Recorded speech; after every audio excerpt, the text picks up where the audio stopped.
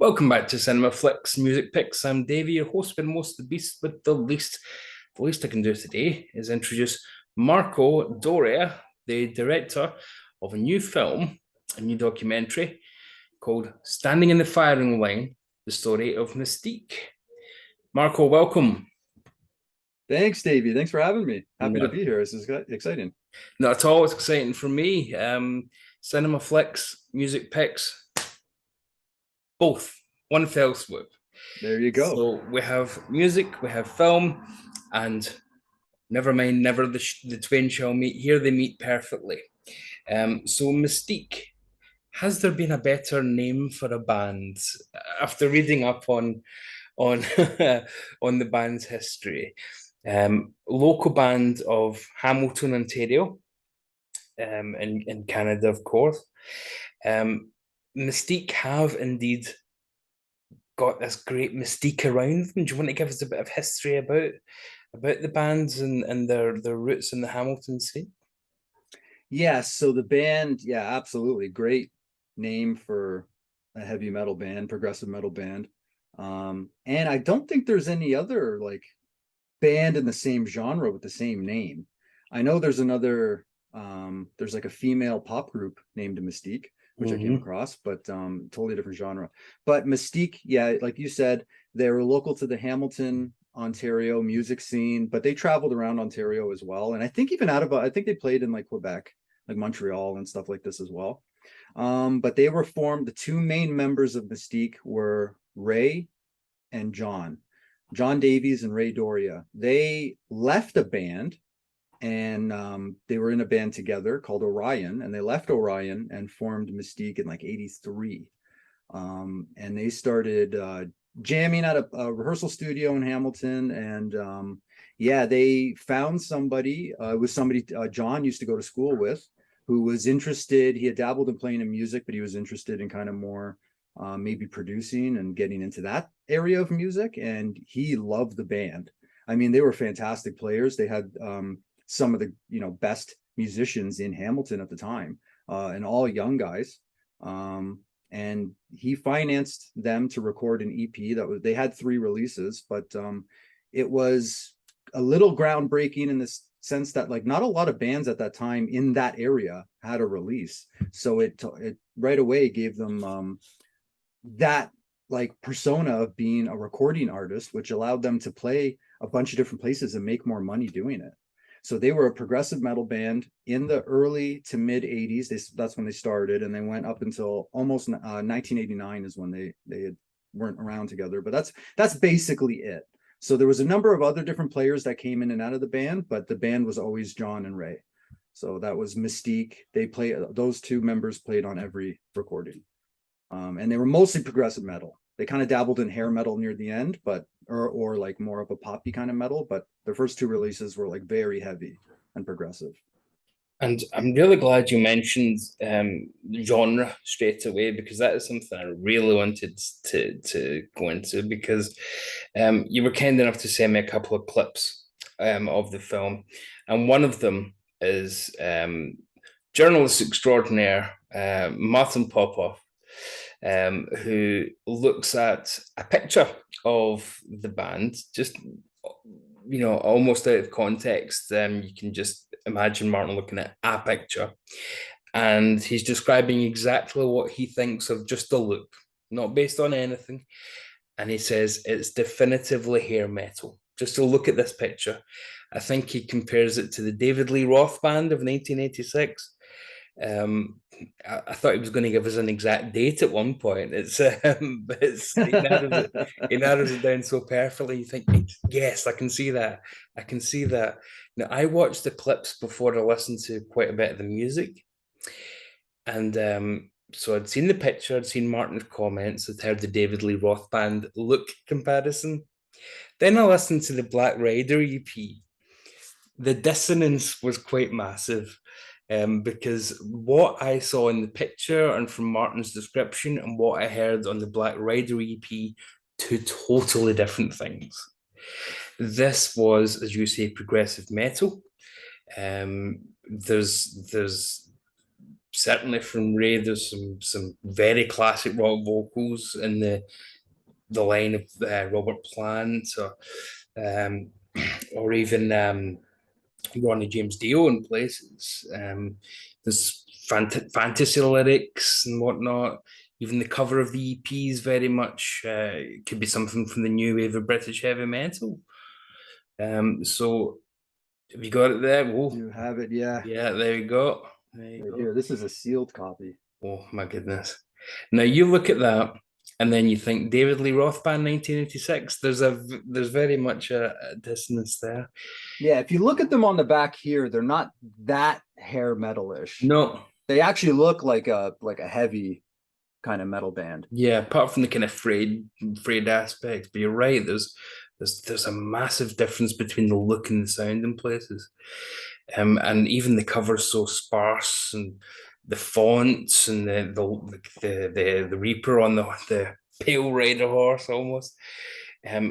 What was the persona at the time? Was there a kind of again dissonance between the perception of them locally as being are they hair metal or are they progressive or was it just they're the local band that everybody likes? So. Well, from what I understand, they were pretty popular in the scene at the time. And they were able to, like, they did pretty well when they played around, especially in Hamilton. Mm-hmm. And I think, and then if you look at this release, so this was their Mm-hmm. second release. This is also a Okay. 5-track. You could call it an EP. It could be a metal demo. This was recorded in France, and that's where you see that's when they look very And that's the picture of the time. Yeah, yeah. And I think the idea was they were trying to stay current with the fashion, Mm-hmm. but they were also playing the type of music that they loved and were influenced by. Because, like, if you watch the film, they talk a little bit about what influenced them, and they were influenced by, like, Yes, Emerson, Lake and Palmer, Led Zeppelin, stuff like that, right? Mm-hmm. So that was the kind of music that they were striving for. And then, what was popular at the time, which was what was selling when this came out, was stuff like Poison, and Bon Jovi was huge, and Def Leppard, and all of those bands were out. So they were going in that direction visually. And I Mm-hmm. think they were even having conversations with management. And I think there was a little bit of a push in that direction because that's what was selling visually. And at the time, music videos and things like that, it was a very visual medium. It still is today. Yeah. But I mean, that's what was driving the look, but they were still playing the music that they were, I guess, most passionate about.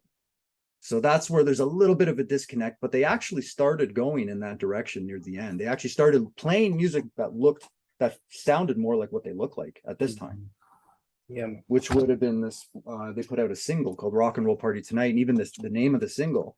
I mean, Yeah. you look at the song titles from the first EP, Mm-hmm. Wake Up Screaming, on Black Rider, No Return. And then you look at Rock and Roll Party Tonight, it just sounds hair metal. Yeah. That's That does sound David Lee Roth 1986, doesn't it? Rock and Roll Party Tonight. Yeah, that's fantastic. I don't know if that answered your question or not, but No, it really does. Because it's almost like they use the look as a Trojan horse. Just to kind of say, okay, we're not relics, but here's our influences, which they very much wear on their torn sleeves.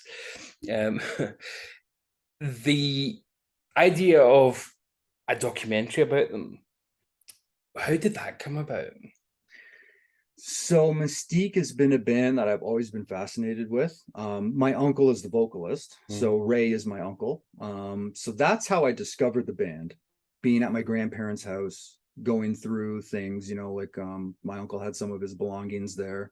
And I remember going through his record collection and finding the Black Rider album and seeing his picture on the back and just being mesmerized and not really understanding what it was because I was a really young kid. And I actually, because of my aunt, my uncle's sister, got into Kiss at a very young age. She gifted either myself or my brother the Kiss Meets the Phantom of the Park film.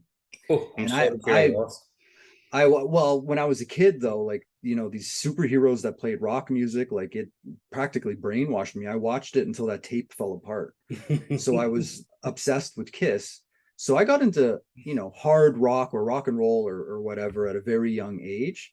And then when I finally actually listened to the album when I was a little bit older, before high school, and I finally actually listened to it, I was blown away by the musicianship and the songs and the music and the playing. Of course, my Uncle Ray, like he's an incredible vocalist. But when you listen to the album, what you have to remember too is that these guys on the back here, they're like 16, 17, 18 years old. And to put together something like this, Yeah. as like a local band, it's incredible. Yeah. John was incredible on the drums. You listen to Mark Arbor filled in for Billy Sheehan in Tallis at one point. That tells you the level of his chops. Vic on keyboards, the keyboards on it. And I know I've seen some criticism online about like keyboards and heavy metal and stuff like this, but I mean, like the way that they merged like rhythm guitar, or instead of rhythm guitar, they had keyboards, and with that merged with like the soloing of Dave Dragos, who was an incredible guitar player as well. Like, I mean, they were just an all-around incredible band. If it was just the fact that he was my uncle, and the music was no good, or at least in my opinion, I mean, it's subjective, right? If subjectively I just kind of wasn't really into the music, then it would have been like a cool thing. Oh yeah, my uncle had an album or whatever. But the fact that all of the musicians and the songs and the songwriting, and I was already kind of getting into that type of music around that time. I was getting into Rush and like AC/DC and Led Zeppelin, so I was getting into heavier stuff. And from Kiss, right? So my roots were Kiss, and then when I heard this, it blew me away, and I was instantly a fan. In my like subjective opinion, I liked the music a lot, so it was. And that can be more objective, of course, because my relatives aren't in the band. Yeah. but actually, no. Um, it could be. It could be, and I'm sure there are a million out there, a passion project led on by family connections. One listening to that EP, and I think, my goodness, you'd want to make this documentary even if it wasn't your uncle, because what an EP the Black Rider is, and what a few great tracks they had aside from that. There was the building blocks there of a real legacy. They've got legacy anyway, which is quite remarkable considering the size of their output. But there's enough there to say, how the heck did a bunch of teenagers come up with something that good with really no money, just a bit of a local following? Yeah, well, just sorry, I don't mean to cut you off, Yeah. but you're right. It was the family connection that got me connected to the project, but it was the musicianship and the band and the songs that that's stuck with me.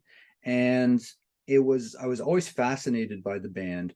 And, the fact I'm like, they put out an album, and I would go on the internet and I would Google search them, and I would, back then when I first started Google searching them, there was like not much. You would come across like very little information, like just somebody had a vinyl want list in a forum of like 100 records, and there would be Mystique Black Rider 1985, and I'd be like, oh, that's Mystique, and I would like send them a message and be like, how'd you hear about this band? So when I was a kid, I was like trying to put the pieces together in my head. So I've almost been working on this documentary since I was a kid. But they were, again, the musicians. You talk about John and Ray, those two guys were workaholics, and they were able to connect. And if it wasn't, I don't think if there was either or of them, so if it was just one without the other, it wouldn't have worked the way that it did, because the two of them, along with the fact that they found these incredible musicians, Dave, Mark, and Vic, who also were dedicated and passionate about the project, these guys, and I think it's in one of the clips I sent you, these guys were rehearsing whether they had gigs or not. Like, they were in the studio all the time, and they were constantly trying to improve their craft. If you watch the documentary, like Vic, I think was saying he was practicing like 3 hours like a day on keyboards. You know what I mean? John was waking up at like, his mom would wake him up out of bed at like 7 a.m. and said, you want to be a drummer? Well, you have to work. And he would literally work like a shift in his basement drumming, because his mom was very dedicated to him too. And there's some cool stories about that in the documentary as well. But like, even when he was a kid, my uncle Ray would travel. He would go to Toronto and learn the German method of opera and would take lessons. Like these guys were serious about their craft. Dave Dragos entered a contest and he ended up winning second place prize in all of Canada for best guitarist. Yeah. And they sent them like an amp or a guitar or something like this. And these stories are in the documentary, but like these guys were dedicated. And it just happened, the fact that the five of them connected and were able to put this album together, and you listen to it, like the musicianship. I mean, if you don't like the style of music or you don't like the songs themselves or whatever, you can't deny that each one of these members were incredibly talented at what they were doing. Yeah. And the fact that you had, John and Ray were the two leaders, and the fact they were both workaholics. And when you went to a Mystique show, there were, unlike other bands, and this is explored in the documentary, and sorry if I'm ranting here, but like I interviewed folks that were in the band, around the band, and even some folks that one guy I interviewed was a fan of the band, and he was around the music scene at that time. Mm-hmm. And you would go to local band, like, and even today, like you go to see a local show in your town, and like a lot of bands might not have like t-shirts and merchandise, stuff like this. Mystique had like buttons, stickers, posters, t-shirts, like, and they were like going to see a big band almost. Mm-hmm. So yeah, I don't know if I answered your question or not. I feel like I rant a lot. Sometimes you're giving more interesting answers than the question deserves, to be frank. Um, the that's a fascinating point that you raised from the clips that you sent, is the workaholic aspect of the band, and the fact that they were rehearsing like crazy. Um, do you think that that would have been the case if they were an American band as opposed to a Canadian band? Did they have more to prove? Because I know that I've heard a lot of Canadian acts say that over the years. To try and kind of make it, you have to almost overcome I think Martin's mentioned it before. There's almost a slight embarrassment from some bands, as if we're not American, basically. We have to compete with the hair metal scene, or blah blah blah. That's an interesting question, and that would be a great question for Martin. I when I interviewed Martin, I went into that interview thinking like I know more about Mystique than anybody on the planet. But I went into that interview and talked to him in a general way about bands in that same genre of that time period, or album, like record collecting and things like this. And like I walked away learning a lot more about Mystique than I knew going in, which is incredible that somebody, that could have that impact on somebody. And I remember him, and this goes into this in the documentary, because I try to explore, why is this album collectible? Like, why do people spend hundreds of dollars trying to collect this album, right? And he talked about the Canadian connection, and how to record collectors, this is a little bit different than what you're asking me, but to record collectors, a Canadian album of like a progressive metal band from the 80s, it's a little exotic, because there's not a lot of that style of band from that time period on physical releases. And had they been in the American market, had they been in LA, it might have provided them, especially when they were doing the hair metal thing, or when they were looking very hair metal, it might have provided them a better opportunity. But at the same time, that I think was a little bit more saturated with all the bands there, where they were able to, maybe it's catch-22, because they were able to stand out because of where they were from. But I mean, with their work ethic and their level of talent, like they probably would have been able to stand out in the LA scene as well, I think. Yeah. But perhaps catch-22 in the other direction as well, as if they were from, say, LA, they might not have had limited distractions, because LA is LA, isn't it? So there might have been a lot more going on growing up there. Might have been a rather different environment growing up in LA to Hamilton. Would surely be quite a difference. You're right. Hamilton is a very industrial city, not unlike, I think, the city that the members of Black Sabbath came from, or even the Beatles. Yeah. So maybe the fact that like they were surrounded by, they didn't have a lot going on like around where they were, and they didn't have all those distractions. Yeah. They were distracted by their passion for music. So yeah, it's a good point. So yeah, sure. A bit like Sabbath, the Beatles, or here in Glasgow, lots of culture, lots of music, lots of arts, but also, as you say, with the work ethic comes first. Working class cities tend to have that just instilled into them. But you listen to the music, and it's almost impossible to believe that any band this young could have made that EP. It really is. It never sounds like we've all got them. Friends have made an EP and they've done it, relatively cheaply, and it sounds it. Good intention, but often sounds it. Just it's basically somebody's taken their money and just let them record as live, essentially. This sounds like it could easily have just come out in a major with very little tinkering at all. That the Black Rider EP.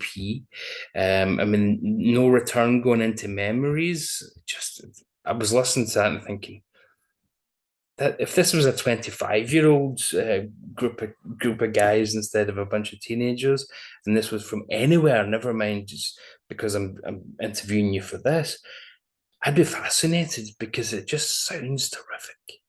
That it's a great EP, regardless of family connection or not. It's a great EP. Were you able to object? You mentioned the subjectivity. Were you able to at one point say to yourself, "No, I've kind of submerged myself enough in music now to know this is genuinely good stuff." Yeah, I feel like I'm enough of a fan of music Mm-hmm. to identify that what they did was special. And I've heard, and I don't want to put any artist or musician down, but there's a lot of no, I don't want to put anybody down. I think they what they did was special, and I think there's a lot of bands. The only this objective criticism I have, and I think it's everybody has the same criticism about the EP, is just the production, and that was just finances. Yeah. You know what I mean? Like the production could have been better. Unfortunately, it is what it is, but it still almost kind of adds to it a little bit because it makes it sound a little raw. Yes. So even in that sense, but when you talk about songs like Memories, like that could have been a Judas Priest Yeah. ballad. Yeah. You know what I mean? So they were, I feel like they were operating at a level above of what they were actually reaching. Yeah. And they actually were quite successful. I don't want to say that they weren't successful at all. Like they were just an indie band and they didn't do anything. Like they made it like they made some good shows and made some good money. I mean, they were around from 83 to 89. So they were, doing something right. They were putting out releases. They got interest from Elektra Records. Elektra Mhm. Records paid for them to go to France to record Yeah. the Which. demo. Yeah. So that shows you that there were other record labels interested as well. So that just shows you that there was talent and there was enough interest from record labels that they could have made it if everything lined up in a row in a certain way. And you mentioned the production there. I certainly wouldn't pick up on that as being too much of a negative because, as you say, budget reasons. Plus, we've both heard 1,001 albums by major artists that are terribly produced anyway. Right. A lot worse than this. A lot Yeah. worse than this. Everything here is clear enough for you to pick up. Nice separation. You can hear it all. So it's not a muddy sounding demo EP or something that somebody just hit record on a tape deck. It really does sound terrific in that regards, and you can pick out a lot of influences. I certainly heard some Scorpions in there as well, in the in places a bit of holiday perhaps. Um, I don't want to, it sounds cliche to mention a Canadian band and then say Rush, doesn't it? But a little bit of Rush. Ray's vocals at times sound a little bit Geddy Lee in places. But that almost does seem lazy when talking about Canadian artists. So you mentioned that they were happy to wear their influences on their sleeve, but then take it in their own direction later on. Um, but almost use hair metal as a Trojan horse. 83 to 89. So doesn't sound like that long when you get older and you think 6 years. But at that age, that's a long, long time. And that's a yeah. and musically, from 83 to 89, the world has completely changed. Right. So what were the pros and cons from Mystique, do you think, in terms of the scene? What was holding them back in terms of just making that next step? You mentioned just things didn't line up, but also things had lined up for them to get in that position in the first place. Not every band from Hamilton was getting sent to France. So what was going right and what was going wrong, basically?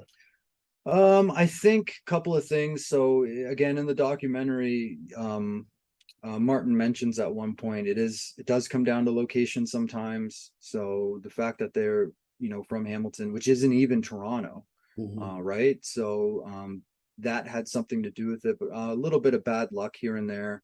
Just maybe members having to drop out before a major tour or something like this, the tour getting canceled, just stuff like that. There was a little bit of bad luck, a little bit of um, I mean, like the talent was there, the recordings were there, they were playing really good shows and stuff like this, but it I don't know what it takes to make it or to be a successful band. They definitely had the tools to make it, and they definitely had like a driving force with Ray and John there pushing the band. But sometimes I think in the history of Mystique, you'll find maybe they had two members that were really pushing it, and then maybe at one point their lead guitarist Eric was from France, and he was living in France, and he was kind of whenever he wasn't living in Canada, but he whenever he wasn't in Canada, it kind of put the band at a little bit of a standstill, and they had a hard time finding local players that could fill in for Eric, who's a phenomenal guitarist. When you listen to the second recording, which is another 5 tracks of like progressive heavy metal, Mm-hmm. he's incredible. He's an incredible writer. Yeah. There's an instrumental on here which is basically Eric and John, and like you listen to the drums and the guitar on that, like it's an incredible tune. So they always had great players, even when they replaced players. But when you have to constantly replace players for certain reasons, I think that takes its toll on a band, because back then there was no internet.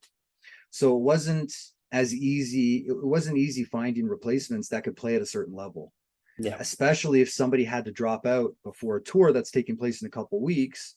You have to cancel the tour. It's hard to find somebody to learn all these songs and to join a band at that level. You know what Yeah. I mean? So there was a few factors involved, location and just a little bit of bad luck, I think. And that's also perhaps where not just being a hair metal band can go against them, because you can find someone to fill into a hair metal band a bit easier than you could with some of the complicated structure they have on these tracks. You don't just jump in and play some of this stuff. It's very melodic, progressive. It isn't you can't just jump in with a few AC/DC riffs and hope for the best, can you? It's quite a different prospect. No, and they were playing covers as well. So Mm-hmm. you had to have a set list with covers. They played their original material, but they also played covers, and they played some complex covers. They played TNT Seven Seas, I think. Mm-hmm. Lay It Down by Rat. They did stuff by Iron Maiden and those type of even Scorpions they did. So they weren't playing easy to play covers either. They were playing some pretty complex stuff. Yeah, I think at one point they were even doing the Twisted Sister ballad. Oh, what's the name of the song? Twisted Sister. oh, Martin would be very disappointed right now. I know the song. I actually like the song. I'm not a huge. I like ballads actually. I like that song too. The Price. Right. Twisted Sister to the Price. They did a cover of that as well. They did some David Lee Roth stuff. They had a huge list of cover songs that they all knew, and it was huge Mm. because you had to play like back then a bar band, um, and they were the best way to see them would have been like in a concert setting. But when they had to play like 3 sets for 3 45-minute sets a Yeah. night. So they had their original material and they did covers. And like the best bar bands, you want to do your own stuff if you've got ambitions towards moving beyond that. But if you want to win the audience back, as the Blues Brothers tells us, you need to play something that the audience know. So Yeah, and they were pros. mhm. Like John and Ray, previous to Mystique, and the other guys too, had been in a number of like professional playing bands, Hmm. right? Who that toured Yeah. around Ontario and had the ability and the stamina to play 3 45 minute sets a night or two shows of 3 45 minute sets in a day or something like this, right? So you couldn't, it wasn't that easy to find a professional musician at that caliber if somebody had to drop out last minute. And I think Ray and John were always the two constant, but sometimes the other members were coming and going a lot. And I think that can hinder a band a lot. Yeah, yeah. If you've that synergy is not always easy to just replace every time, or have to replicate what the last person did, and do you do that, or do you try and come up with something new? And yeah, Mm-hmm. quite difficult to say the least, I'd imagine. Um, you mentioned the covers, obviously. I mean, one of the ones that's easily available on YouTube is their version of "Whole Lot of Love," which you'd think, what can you do with "Whole Lot of Love"? They find something else to do with "A Whole Lot of Love." Yeah, the first couple of minutes are just "Whole Lot of Love," but then they even find ways to take that in a more interesting direction than, dare I say, Led Zepp often did when they were substance influence, or under the influence, I should say. So they find a way to even take that and almost in, I don't want to say jazz fashion, but jazz like fashion, riff on the idea of the song. So they would take it and kind of play about with it, and always coming back to the riff, but kind of just variations on a theme. Was that part of their live get up as well? Kind of being able to deconstruct and then reconstruct some of their covers, you think? So first I'll mention about a whole lot of love. So that came from a basement recording Hmm. and the quality is of the recording. So it's uploaded for historical reasons more than it is for like enjoying listening to the song because Yeah. it literally, I think they had either like a literally like a tape player Yeah. and hit record and played. And I think they hung it from the ceiling or something like this. So it's the quality of that song, the recording of it is not the greatest. Like it literally was recorded in one of their basements. In terms of the variations playing live, I've listened to live stuff and no, they were very on track with the songs that they were doing. They were nailing these songs pretty close to the studio versions. So they would the variations would come when they were playing around with the crowd because they did all kinds of things to engage the crowd, Hmm. including all kinds. They would throw records into the audience and stuff like this. They would take pictures of the audience and things like that. I think they even did kind of like a New Year's Eve thing where they had balloons come down and they tried to put on a show. Yeah.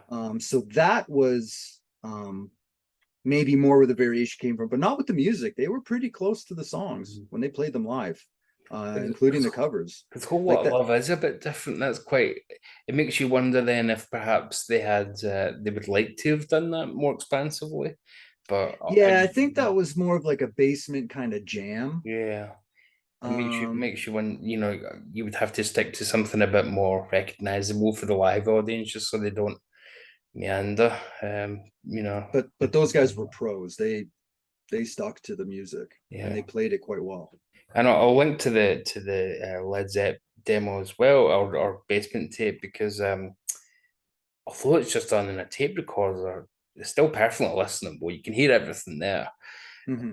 It's quite fun to hear something familiar from the band, because then you can kind of compare how they would do something that you do recognize, rather than something new to you for anyone watching. And we've talked about the Black Rider EP, and then there's the I Am the King, which you're right doesn't seem to get listed as an EP, even though it's about the same length, isn't it? About 21 minutes, something like that. Yep, it's 5 tracks. Yeah, so it's really an EP as well. Um, Standing in the Firing Line's on there, and that's where you get the title of the documentary. I think you did mention the instrumental. That's Prelude, Opus 1. That's right. Silent Tear, Alone in the Dark, and then obviously the title track, which is fantastic, I Am the King, and there's a great live version of that on YouTube as well. That's right. Um, do you have are you too close to them, or do you have a preference for one over the other of the two EPs, as it were?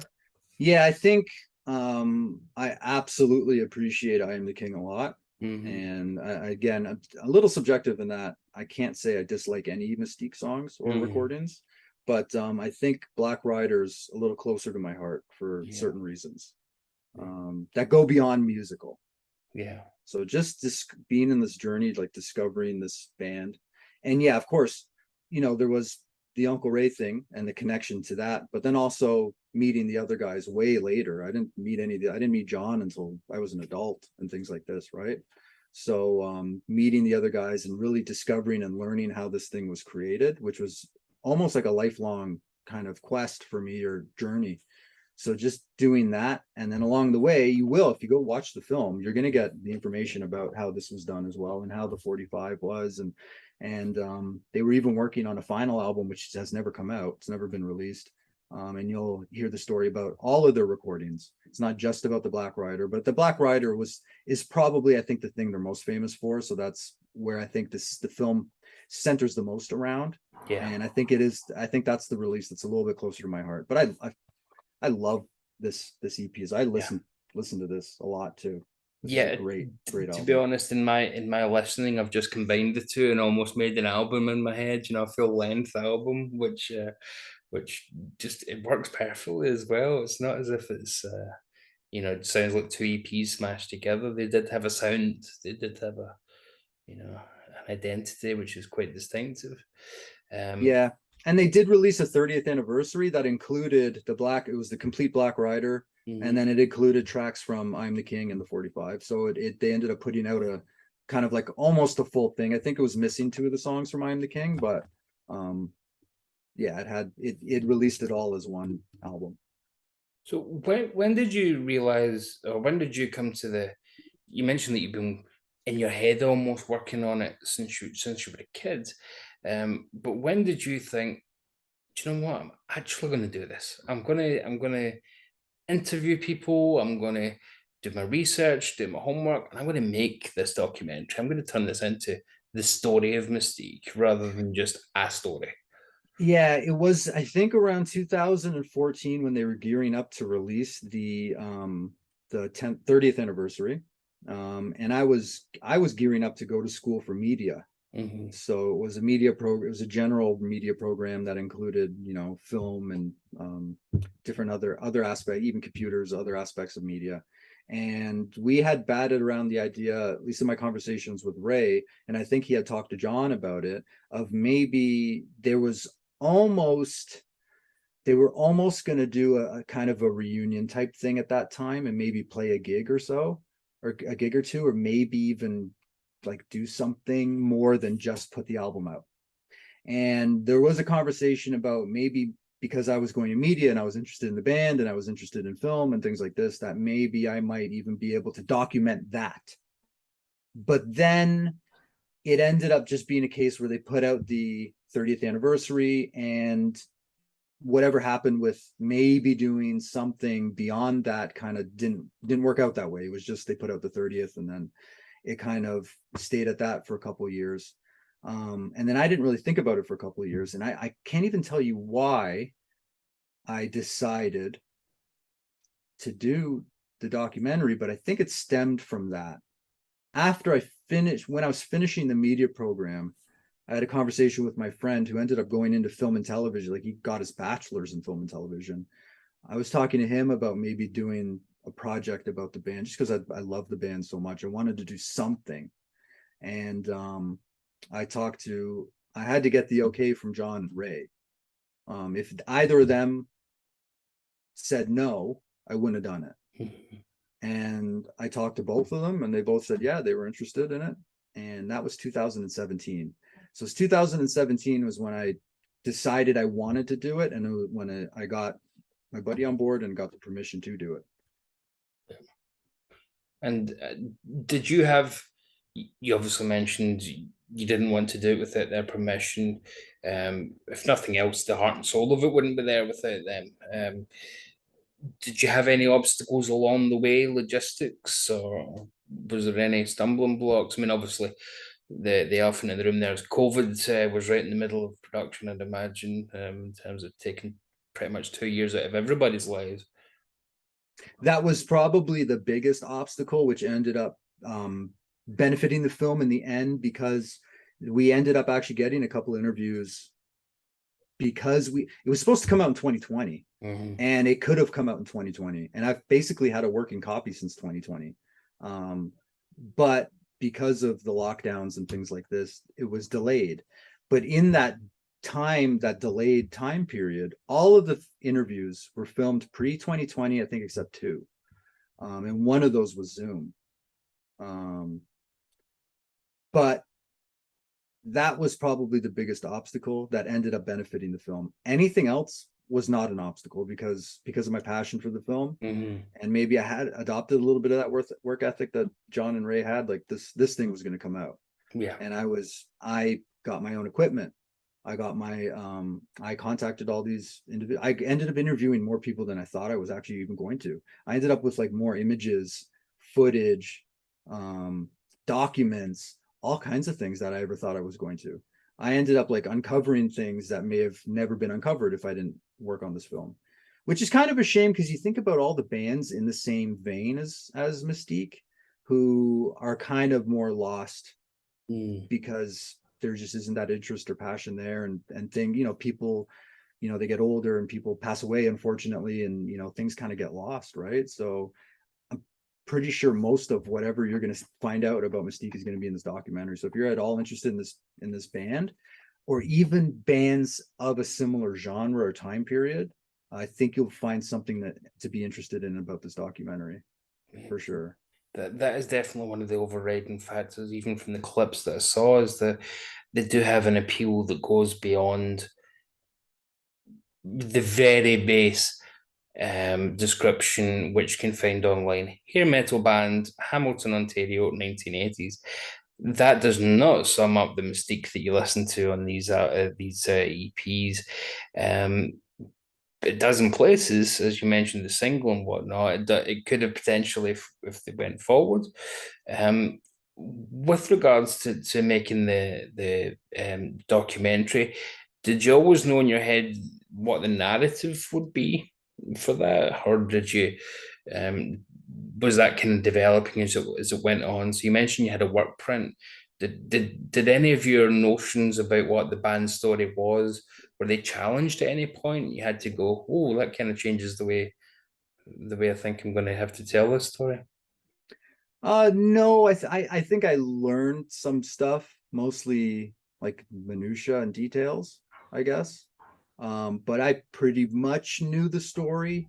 I didn't meet John until I was an adult, but Ray had always told me it was, Mystique was John and Ray. And a lot of the stuff that he said was backed up by all the interviews that Right. had with other people.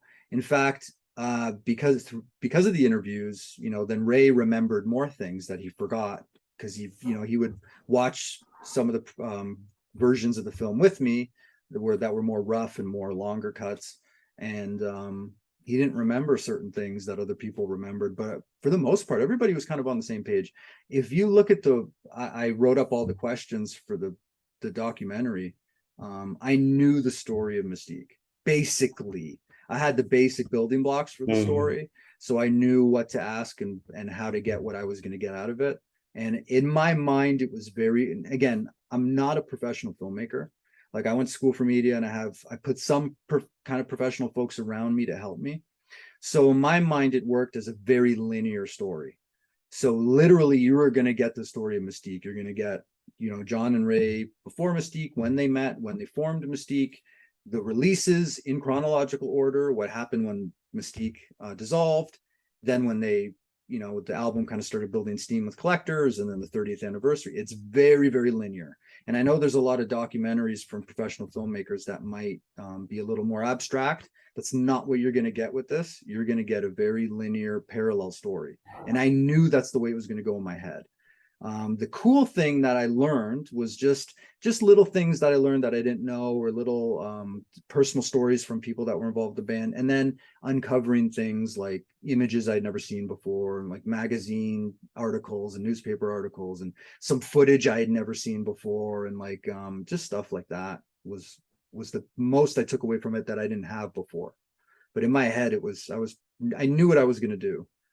And And then, I knew I could do it with just John and Ray. I knew if I yeah. just had the two of them, I could do something. Whether it was going to be a theatrical release or not, probably depended on the quality of the end product. It might have just Mhm. been a YouTube 20-minute YouTube cool little clip I put together if it was just John and Ray or something like that. But because of all the other research and stuff that came out of it, it's worth a theatrical release and a big premiere.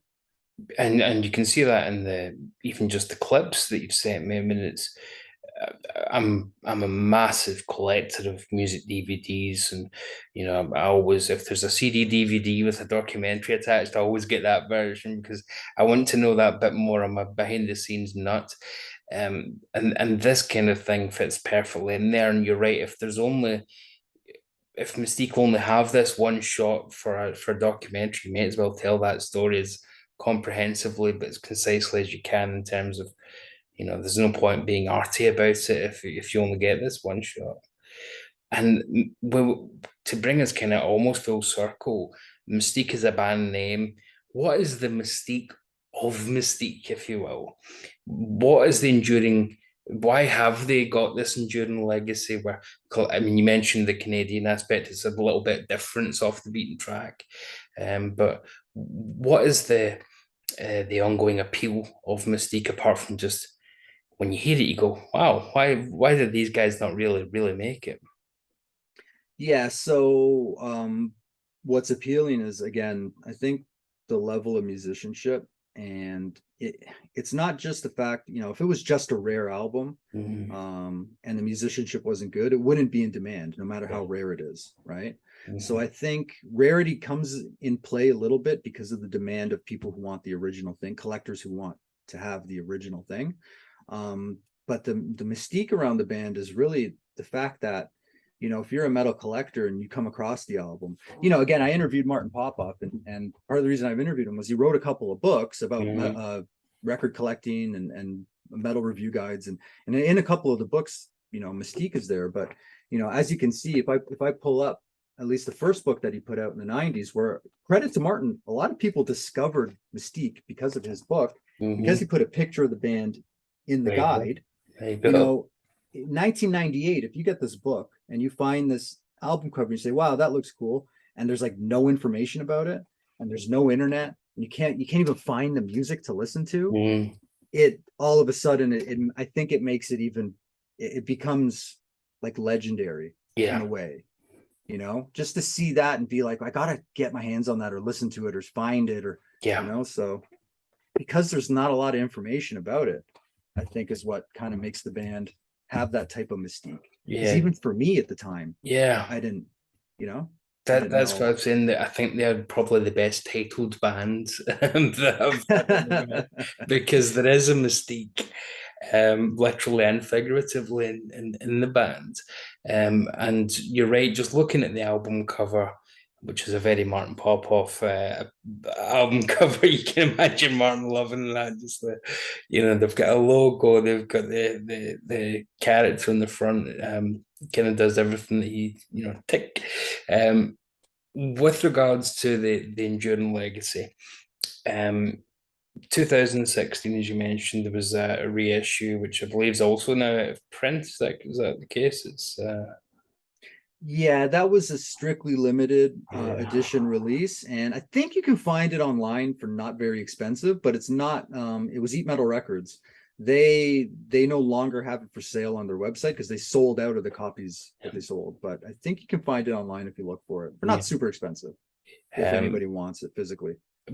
but the records and the tapes are still collectors' pieces, still very desirable.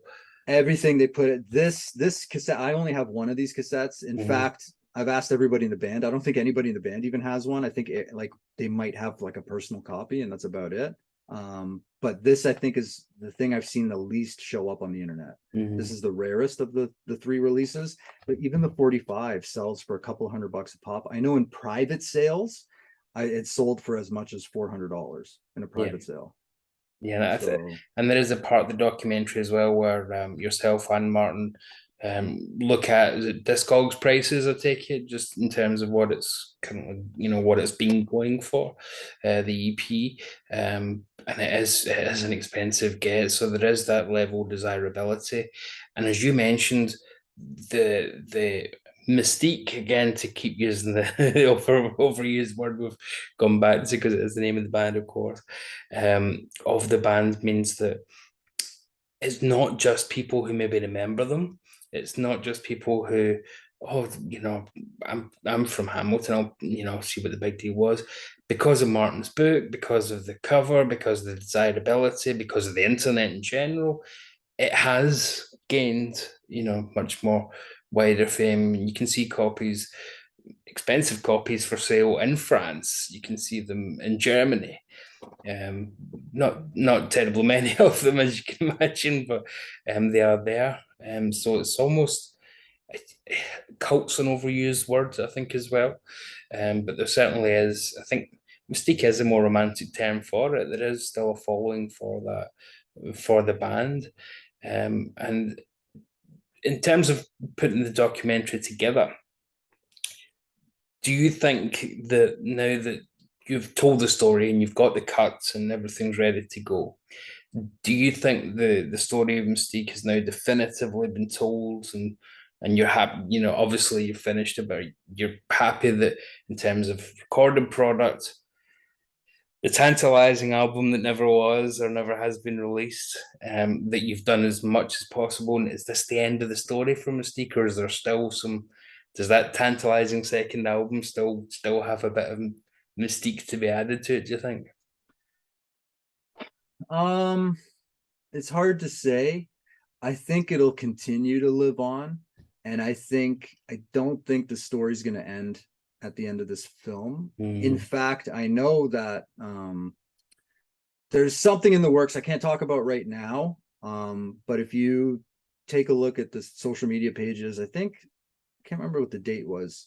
By September 10th, you'll see that there's something in the works. And I know there's some stuff that's never been released, right? So, and I don't think it's going to be released before this film comes out. Whether it's going to be released down the line or not, I don't know. It's not my decision. It's not my mm, band.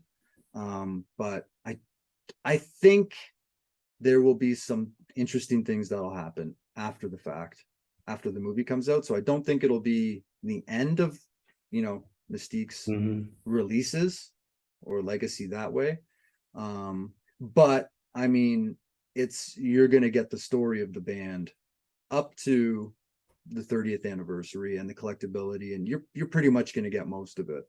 And there might be some releases of material that's already been recorded in the future, but I don't whether they'll actually, if you're asking me whether they might put out something new, like that they're going to record new or anything like that, I don't know. I can't say for sure. I know if John and Ray wanted to do it, it would get done for sure. Yeah, If the two of them were on the same page and they wanted to do it, I don't think anything would stop them.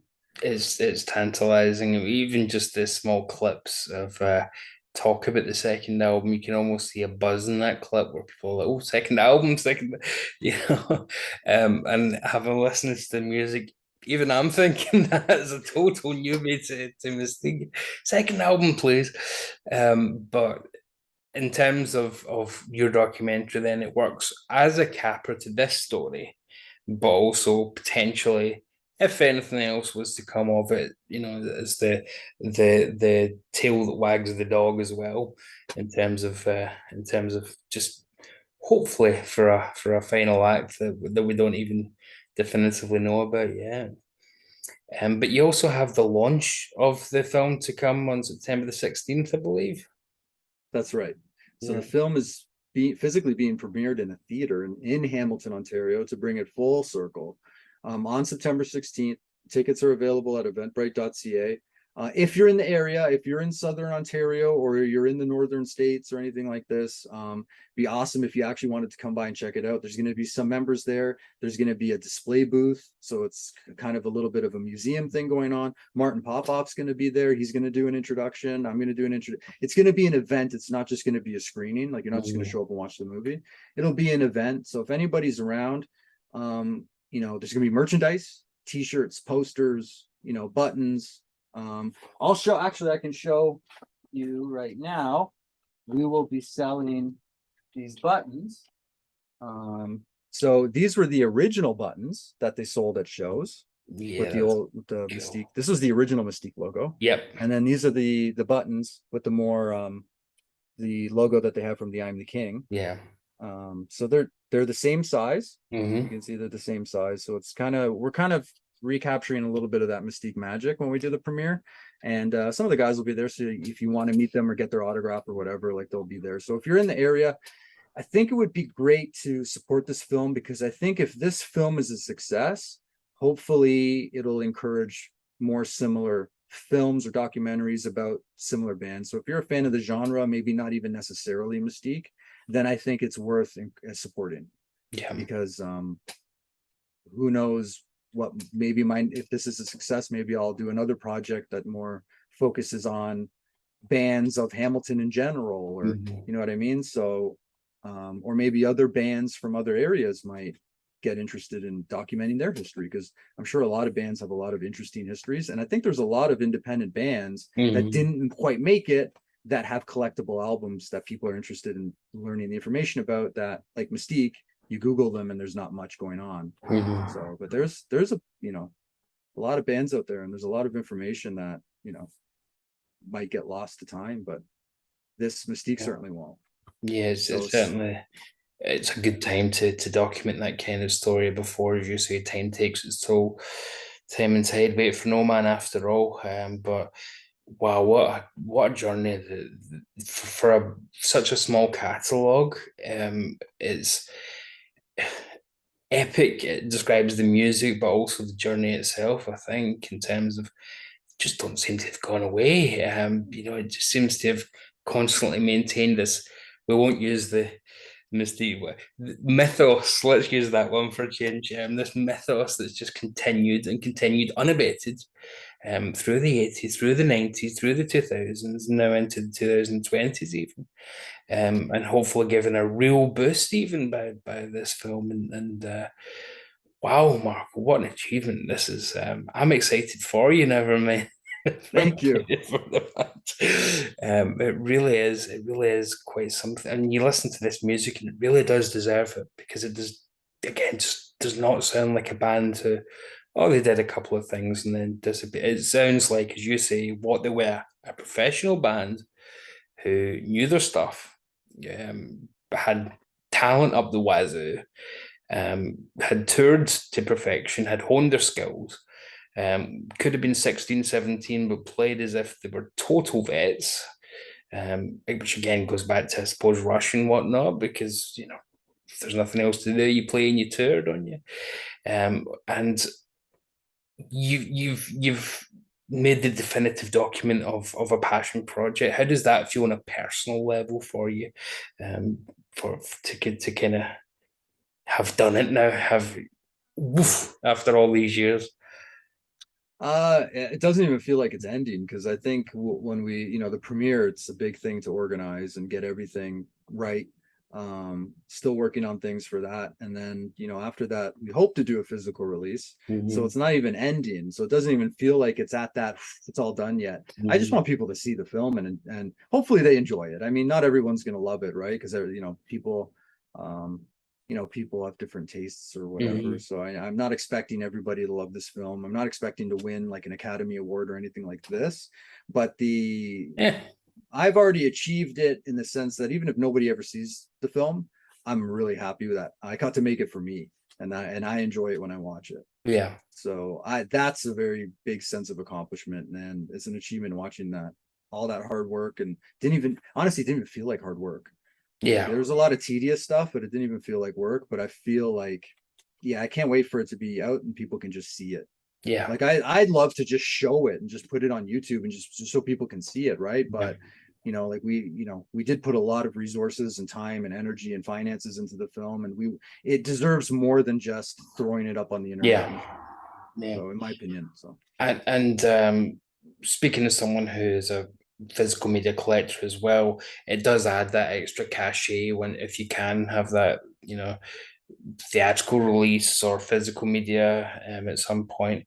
It just which is a bit silly in the digital age, but it does add that extra level, because we are talking about a band who still have that kind of cult following in terms of the records and whatnot. So people that are into them will probably appreciate the physical media aspect of it, more than most. So hopefully, because I'd be on Kickstarter for that one. So hopefully a physical media release follows, because that would be very exciting indeed.